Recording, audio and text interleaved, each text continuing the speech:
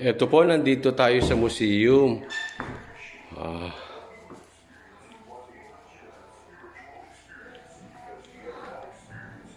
Ayan.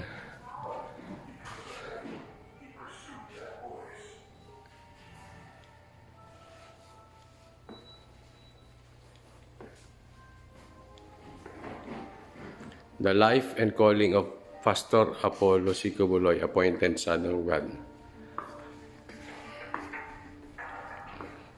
Apollo was later sent by his former denomination to an international conference held in Yokio Island, Seoul, South Korea, to be the only Filipino representative amongst 180 people from America and Canada. They were there for 2 weeks and attended the biggest and probably is still unsurpassed meeting of all. Ito, 1970s transistor radio na preserve. To accommodate these people that will attend this crusade. There were a lot of people that were present. Anointing Chapel.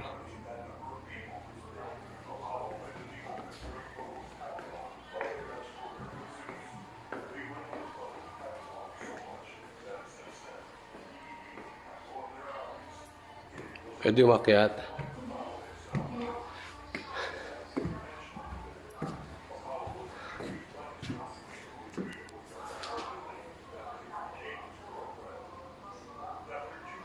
The completion of the Father's work of salvation in the Son.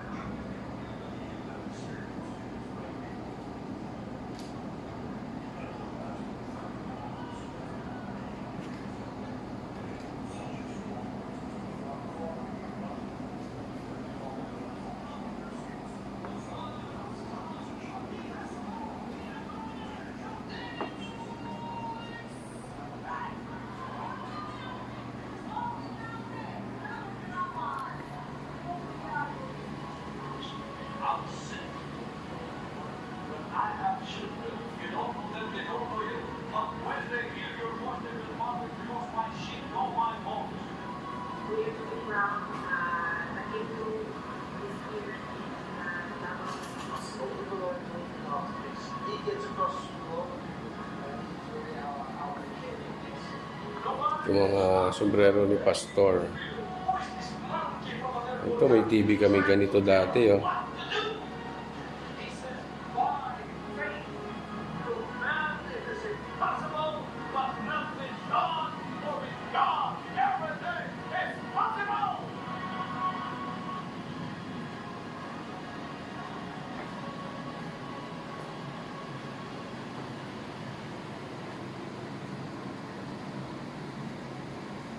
Jordan shoes.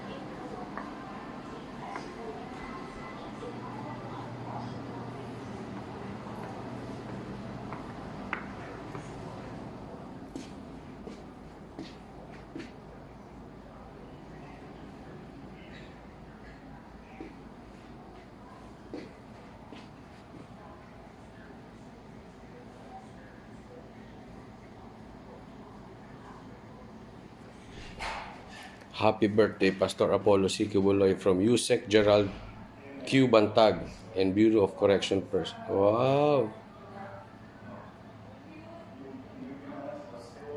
Galing kay Bantag.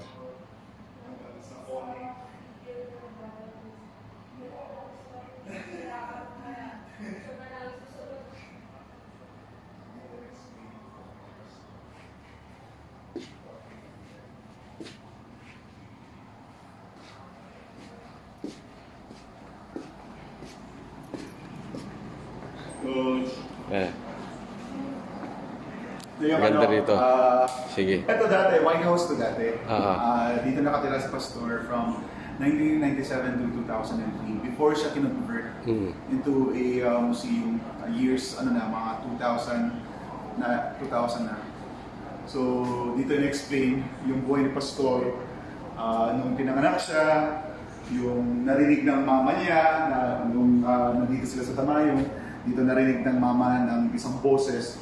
He saw the Almighty Father lying on the clouds saying na yung anak na nasa sinapupunan mo, yung bata na nasa sinapupunan mo, anak ko yan. Doon narinig ni ano. Tapos yung kwento na yan, palagi yan naririnig Pastor while he is growing up. Habang lumalaki siya, palagi yan napapakinggan ni Pastor. So doon, bata pa lang, nasa sinapupunan pa lang si Pastor, may calling na talaga siya. Hanggang sa, ito, yung buhay ni Pastor, hanggang nag-Bible college siya, dito na-train si Pastor talaga. Kasi hindi naman talaga dapat magpa-Bible school si Pastor eh. Kasi yung ano niya talaga is either maging piloto. Yun yung mga choices ni Pastor. Pero dito, yung calling ng Ama talaga sa kanya, inatid talaga siya sa Bible college. At dito mas naging napamahal siya sa salita ng Diyos. Kaya ang tawag ni Pastor noon, preaching machine doon sa dati niyang denominasyon. Kasi kahit nasa CR si Pastor, kahit naliligo, yung salita ng Ama, parang siyang well, para siyang spring na bumubulwak lang, lumalabas sa kanya.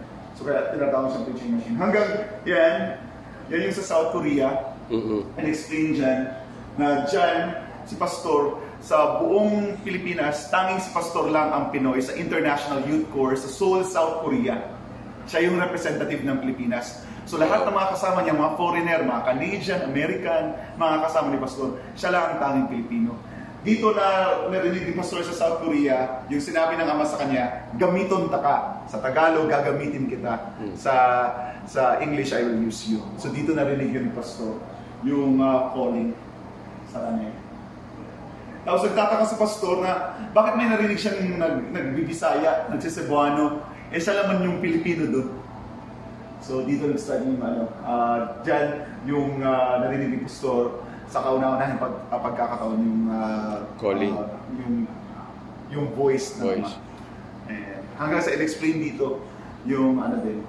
Dito, ito po si Ate Helen. Ito yung palaging kinikwento ni Pastor na before pa kasi si Pastor itinrain ng Ama, bata pa lang siya, dumaan na siya sa disiplina sa kanyang ate. Disciplinarian yung ate niya. Dito. Yan yung ate niya? Opo, si Ate Helen. Ito hindi siya yan? Si Pastor. Layo ng itsura. Okay, sige. Si Pastor. Tapos, dyan natuto si Pastor about sa kalinisan. Dyan natuto si Pastor about honesty. Yung kahit sa 25 cents ay hindi niya nanakawin. Kasi may-ari ng tindahan yung yung ate niya, pati yung asawa niya, ni Ate Helen. Tapos si Pastor, bata pa lang pinagkatiwalaan na si Pastor. Si Pastor yung gumigising araw-araw para mag-bake ng mga bread, ng pandesal. Siya yung nagsuserve ng coffee. Si Pastor yun, siya rin yung cashier, doon na-train si Pastor. Tapos ang isa talaga sa tinuro ng ate niya is yung maging honest sa pera. Malaki pala training talaga ni Pastor. Oo, malaking ate niya pa lang. Ito ano to? Parang lang to. Parang replica lang na nung panahon na naging baker si Pastor. Yun. So sa niya pa lang, grabe na ang training dito. Grabe na ang disiplina. Ito yung mga passport niya. Opo. Dating gamit ni Pastor yan. Yan ka. Sige. Tapos dito, pagpasok po natin dito naman in-explain. Baka nagkwento po sa inyo ni Ate Noe, yung 5 years na nandito si Pastor sa Tamayong, sa 1 hectare lot na dito tinrain si Pastor ng Ama. At dito sinabi ni Pastor na nagbukas yung University of Spirit. Actually, nagbukas yung University of the Spirit for 3 times. Sa panahon ni Moses, sa panahon ni Paul the Apostle, and ang pangatlo kay Pastor. Dito sinasabi ni Pastor yung open heaven na natatanggap ni Pastor, yung direct revelations coming from the Father. So si Pastor noon, walang radyo, walang TV, walang dyaryo. So very secluded si Pastor noon. Yung Ama lang talaga yung kinakausap niya. So grabe rin ang training ni Pastor doon. Grabe yung intense fire na dinaanan ni Pastor nung 5 years siya dito sa Tamayong. Tapos isa lang yung subject na itinuro ng Ama sa kanya. Obedience coupled with faith. So yung pagsusunod sa salita ng Ama at yung faith na kahit hindi mo naiintindihan, sunod lang. Susunod ka sa Ama at magtitiwala ka sa Ama. So yun yung itinuro ni kay Pastor for almost 5 years, for 5 years. Na yun din ang itinuturo sa amin ni Pastor hanggang ngayon. Na kahit anong mangyari, kung nakita niyo yung coach, yung mga KOJC missionary, kahit anong unos, kahit anong mga bagyo yan, yung hindi nawawala yung ano namin sa Ama, yung faith namin sa Ama. So yun po. So yun, ito yung significance ng room. Ito yung Bible ni Pastor. Ito yung same Bible na nung inanoint si Pastor sa chapel, kasi may nakita si Pastor na may nakita si Pastor habang nagpi-preach siya dun sa UPC Chapel dun sa taas. Nagpi-preach siya ng fruits of the Spirit. Habang nagpi-preach siya, bigla na lang si Pastor may nakita si Pastor na mga na mga heavenly visitors. Tapos yung isa may dalang parang vessel. Para siyang vessel, para siyang Tapos may laman pala yun na anointing oil. Tapos ibinuhos kay Pastor. Binuhos kay Pastor yung oil. Pagbuhos ng heavenly visitor ng oil sa kanya, yun na pala yung anointing. Meaning, na si Pastor, he is cleansed, he is consecrated for the use of the Almighty Father. So, nung ibinuhos na yung anointing oil sa kanya, yung mga early members at si Pastor, naamoy nila yung amoy ng spikenard. Yung spikenard, yung description ng Papa ni Pastor dyan is para siyang 1 million roses bundled together. Ganyan yung amoy niya. And then, nag-last ng months yung amoy, yung anointing oil na yun sa mga gamit ni Pastor. At isa rin dito yung Bible. Kahit sa kwarto ni Pastor, amoy talaga yung spikenard. So, yun. Okay. So, dito,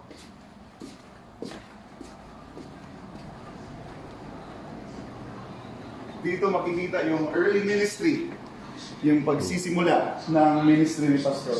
Yung mga pictures. Siguro may familiar dito sa'yo, Coach, Ate Ingrid. Ito yung sa Tamayong pa, Ate Pen. Yan sila Ate Ingrid. Si Banat Nay ba yan? Ay, hindi. Ate Ingrid.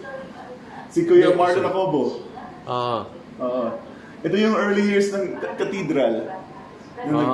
Ginagawa pa lang yung cathedral. Hindi pa nakatayo, no? Hindi pa. Ito yun. Si Pastor talaga yung Tapos, ngayon hanapin nila yung bunker. Ito yung ACQ College of Ministries, yung Bible school na paboritong pablikan ng mga polis. Okay. Nakatayo pa si Pastor. Hindi pa nakatayo, no? Oo. Yeah. Ito, construction din yan ng Kingdom Cathedral. Ito yung cathedral, yung pinasok. Opo. Yan yung palagi pinasok na ginawa nilang So dito, explain lang yung mga early years. Sir, dating video camera ng SMNI. Wow. Nagsisimula pa. Second hand lang yan. Pero yung contentment ni Pastor, natutuwa na si Pastor dyan. Ayan. Yung mga unang camera ng SMNI. And believe it or not, sir, yung first cameraman ay hindi lalaki. Babae. Opo. Galing. Ang sarap balikan nung kung saan nang galing Opo. di ba? The Looking Kingdom back. First Video Cameras. Looking back, ito yung palaging sinasabi ni Pastor. Sabi ng, di ba, kay sa Tenori na interview niyo, tinatanong niya doon sa mga kapulisan at doon sa mga nagbabatikos kay Pastor, saan ba kayo nung panahon na mahirap pa ang ministry? Saan ba kayo na nagsimula pa lang ministry, 15 members, halos walang makain? Ako, swerte na ako kasi 2013 ako pumasok sa Kingdom, sir Naabutan ko na ito na yung ganito na yung Kingdom. May nakakain na. May nakakain na, may natutulugan na. Tapos ngayon magka-question sila na bakit ganito yung buhay ng KOJC missionary at ganito yung buhay ni Pastor.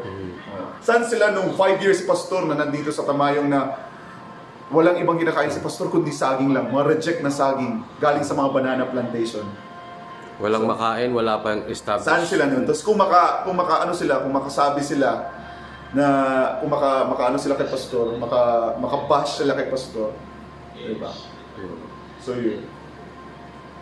Ito yung mga early years. Ito yung sinasabi ni Pastor na blood, sweat, and tears. Everything is built by blood, sweat, and tears. Yan po ay nakakatuwang balikan, yung mga ganitong klase. Kasi tama yung sir, tama yung yung observation mo.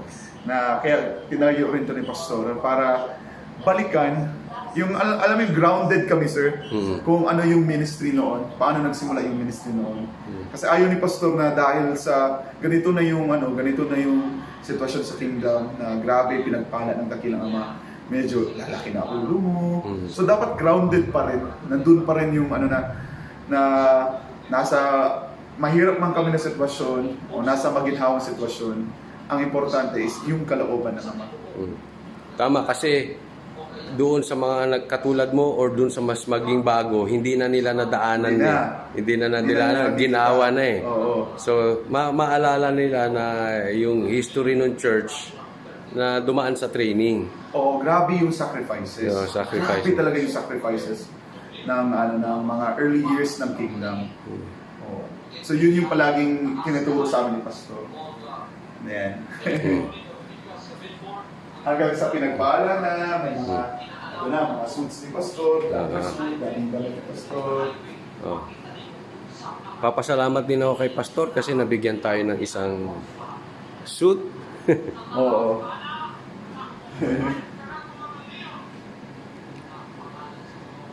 Yan. Ano po? Okay, so maraming salamat po. Reporting. Salamat. Reporting from Tamayo. Si Sir. Matapos bagong atmosphere kasi nasanay tayo, sir. Kamusta yung gising ninyo? Ay, masarap. Walang nakitang pulis. Wala, sarap ng ganun. Sarap ng gising. Ang haba nga ng tulog ko eh. Opo, at least nakatulog tayo. Praise the Father. Ayan. Salamat Sir Thank you Jason. po. Thank you po.